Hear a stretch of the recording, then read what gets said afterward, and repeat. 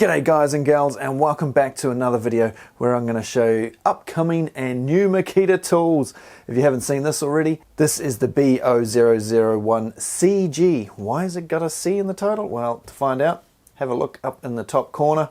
Nice little sanders, also down in the description. I'll put the link as well if you want to see the review of that. I've already done it a couple of weeks ago. So, something else new also, the router, the RP001G. Nice unit. Also, I have done a video for that up in the top corner, down in the description.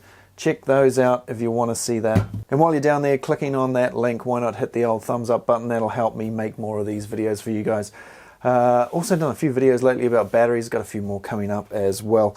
But let's get into what is new. So I'm going to rattle through, I've got a heap of them, so I'm going to try and do them a bit quicker than usual because there's a lot of new stuff that's just been released, and then after that we'll have a look at some patents and see what is coming up. First up here on the screen we have 4 new hedge trimmers on the 40V XGT system, the UH016G, 17G, 18G and 19G. That's what they will be called in most of the world. In Japan they'll have an M at the beginning. If you're in the US you'll chuck the G at the front and switch the U and the H around and change the number, but I don't know what those numbers are yet.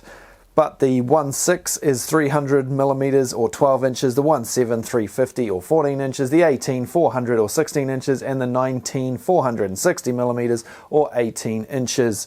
Sticking with hedge trimmers, there's also a pole hedge trimmer. That is the UN001G. It is a 23cc equivalent. It is 600mm blade on that one, or 24 inches. You can turn the head between a range of 115 degrees. You can fold it back on itself 180 degrees for storing it or traveling around with the damn thing.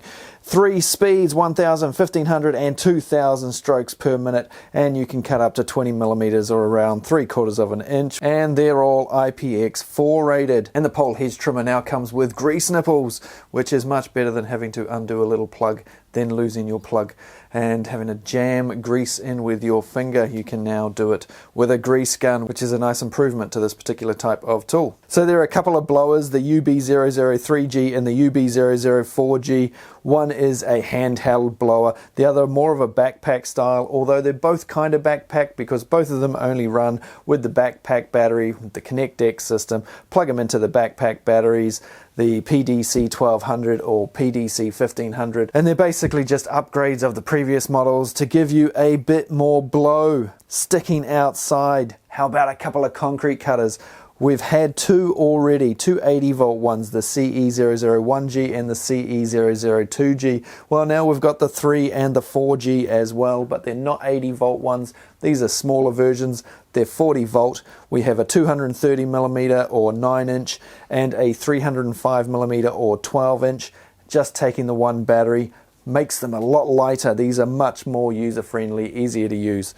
6 kgs basically for these ones versus 12 kgs for the big one, and that's without the batteries. Chuck the batteries on, you're looking at a heap more. You're looking at around the 16 kg mark for the CE001G and CE002G. So these are considerably lighter, and you get pretty good cut depth still though. The 305mm, 121mm depth of cut.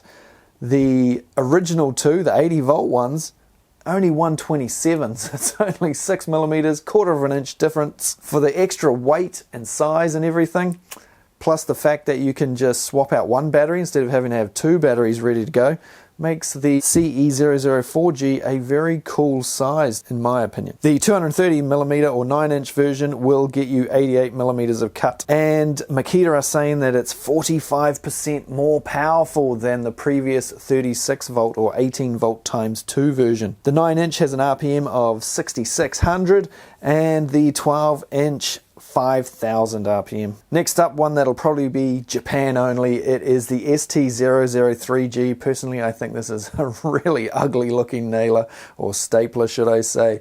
It's a floor stapler for putting in laminate flooring and things like that.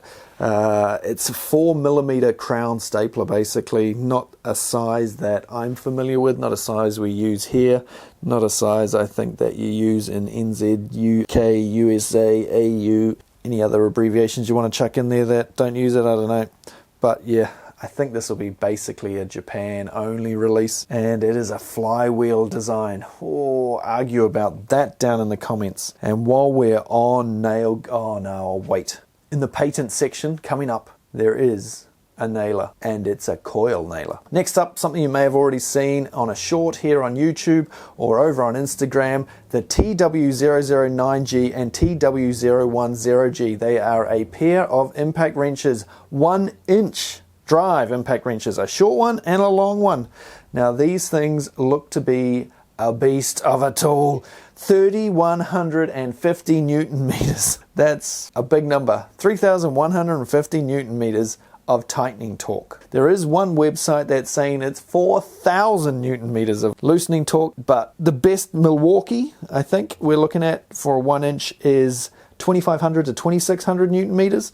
So this is considerably more. You're looking at around 600 Newton meters more, and that one loosens at 2,700 Newton meters roughly. So these Makita units are right up there with the power, that's for sure. But we'll have to wait and see till the official sort of release. They've been announced a while ago, but I haven't actually seen one yet in the flesh. Hopefully we'll be able to get a closer look at those soon. Right, now moving on to patents. Back to the nailers again. So a 40 volt coil nailer. So as you can see from the picture here, coil nailer with a flywheel design as well. When I saw that done, a gas cylinder or air cylinder type design for the framing nailer, I thought that that's what they would be going with the new nailers from now on, but that seems to be the odd one out at the moment, because this coil nailer looks to be a flywheel nailer. Now it also doesn't have a huge capacity for nails, like it's not a framing nailer. You can't fire 90mm 3.5 inch nails with this thing. I think it's only a 50mm nailer.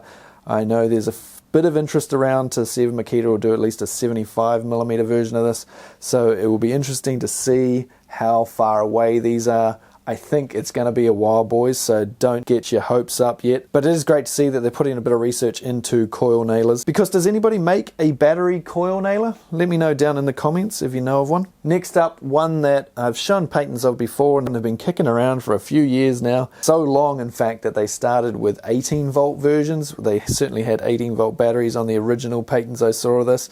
But now the newer ones have bumped up to a 40 volt battery, and I'm pretty certain with the power required to make a decent belt sander, this will be a 40 volt only tool, because why would you make it 18 when you've got the capability of doing 40? So Hikoki have only released a 36 volt version, and this will be something similar to that. I can't see Makita going backwards and making an 18 volt version, because 18 volt belt sanders are right on the brink of having enough power. You know, they're not great, whereas the 36 volt Hikoki is like much better than the Milwaukee and AEG, Ryobi, or the 18 volt versions. I can't see Makita going backwards like that when they can just stick with a 36 volt and have reliability, that the sustained torque, running cooler, less chance of burning out, that sort of thing. So all of you want an 18 volt version. I can't see it happening personally. As you can see from the patents, it has AWS, and it has a good safety trigger in that it's built into the handle, so as soon as you pick that up, you're going to release the safety basically, so you're just going to have to pull the trigger, and it looks like it's got a trigger lock, so if we get a couple of them, we can race them. Next up, a radio torch lantern style thingy. Makita do like making a lot of radio lantern torch type things, and this one's sort of based on a design that's been around a very long time that they used to do with 10.8 volt and 12 volt batteries, and personally I find it a little bit odd.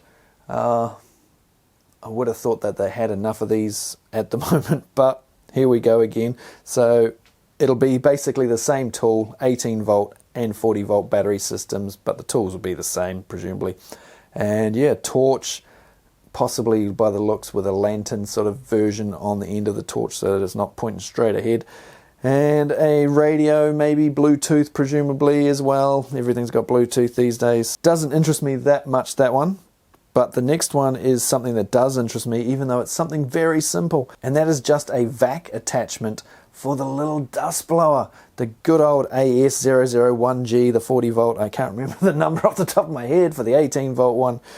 But this is something so that you can hook it on the back, because as you know, it sucks air in the back, blows air out the front. And I have used it to suck up small particles before, but then they all get stuck in the filter in the back of the thing, which is not ideal. and if you didn't have the filter thing there, then it's blowing dust and dirt straight into the inside of your unit and then firing it out the front, which is far from ideal.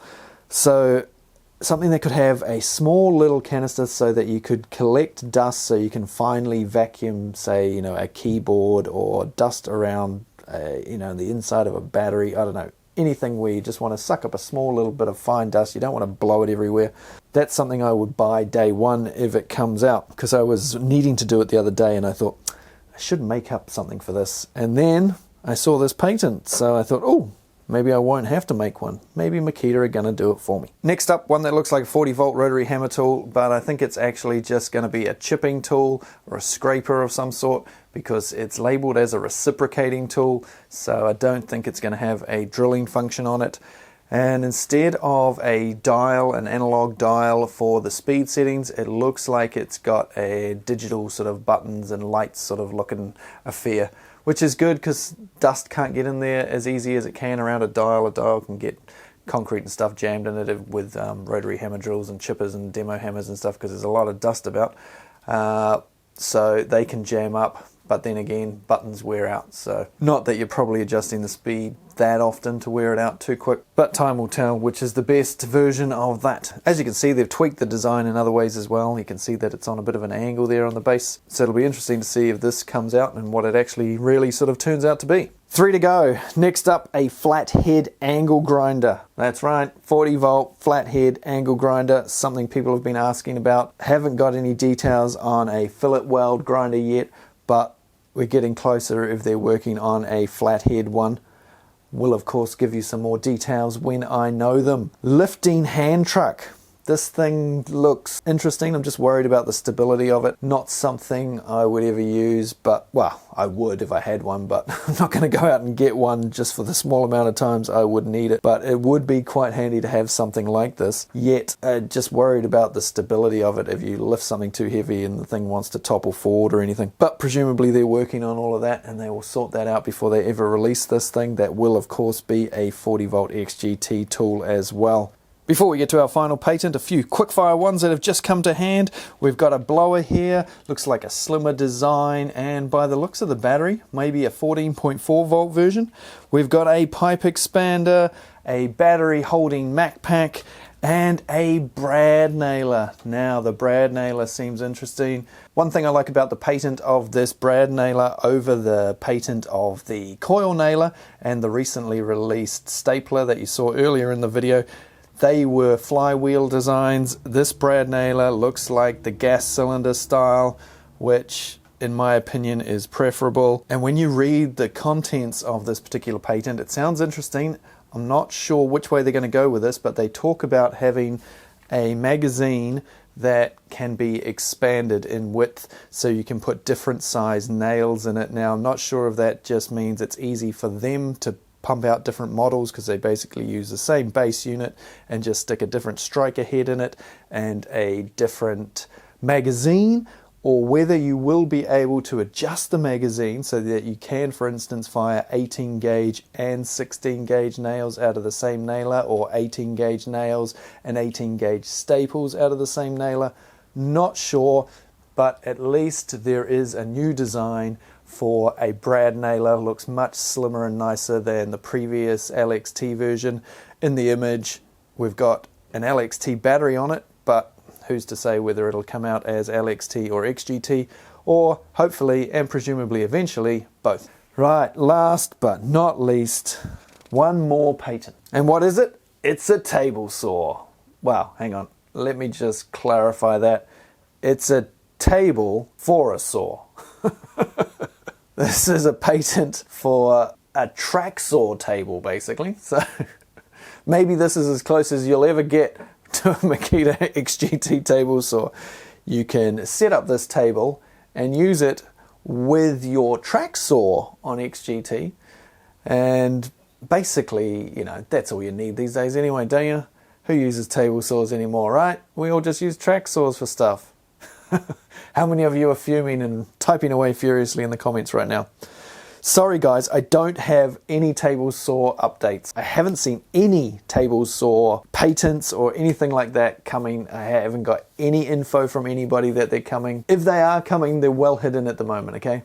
I know Makita are looking into it, but hey, I don't think it's going to happen anytime soon. Certainly not going to get a table saw this year, okay guys? But the other one you keep asking about, the multi-tool, that one shouldn't be too far away. And I do have some information about an XGT with a blade, but I think I'm going to have to keep that one under wraps for just a little bit longer until I can get some images or some, you know, a little bit more detail to show you. I know that they've tested them because I have seen the vibration statistics for it, and the model number will be that, and that will be an awesome bit of kit. I'm not sure if it's going to be 40 volt or 80 volt, but that'll be amazing, and I'll super looking forward to reviewing that when it does come out. So I shouldn't have left that update so long because there was a lot to get through there, and that means I don't have enough time to sort of go into detail of every one. But as you can see, a lot of things have come out and a lot of things still coming. And yes, framing nailer still on track to be out by the end of the year. 18 volt if you haven't already seen it. If you want to see videos like this before everybody else gets to see them,